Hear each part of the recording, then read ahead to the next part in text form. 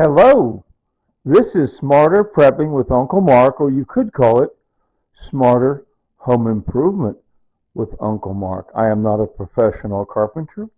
My father was a carpenter between approximately the year 1950 to 1960 back in Kansas City, Missouri. He said he was putting in kitchens. Once again, the building boom after World War II. He'd been in the Navy, World War II, came back. My parents started making babies. They had one little girl, two little girls. Goodness. And my father started in as a carpenter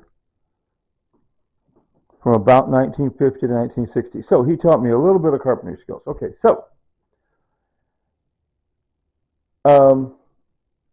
I bought this mirror within the last 2 years. Nice full-length mirror. Bought it, like I say, within the last 2 years. I don't remember when. And I know a person can get for a low price a skinny, little thin, little rectangular mirror, full-length mirror. Those are very low price, but kind of sort of get what you pay for, right? This one here has a solid wood frame, so I really like it way better. Solid wood frame around it. It's not going to break easy. Okay, so I don't like that classy oval shape. Similar to a vintage old-fashioned, but it's not vintage. I just bought it within the last 2 years. It's not vintage. That butter churn on the upper right, now that's vintage. That's well over 100 years old. And next to it is that it's hurricane lamp.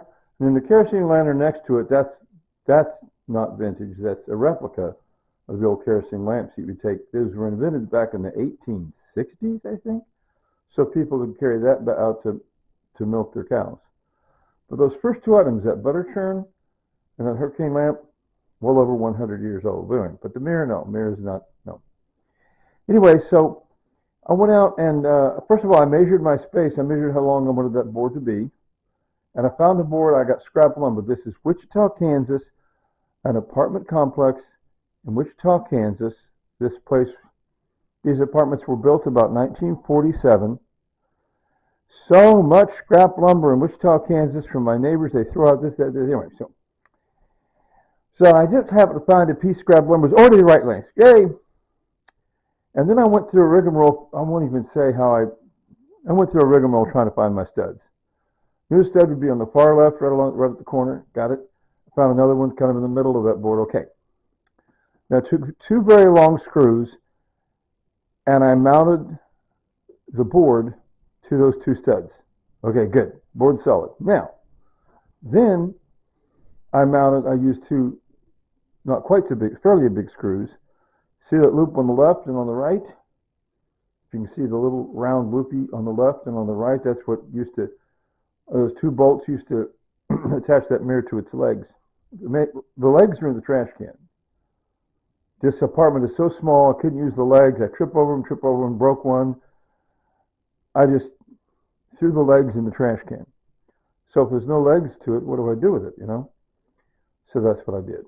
See what I'm saying? Once again, find the board the right length, find the studs, mount the board into the studs, then mount the mirror onto the board. See, that's a little tip.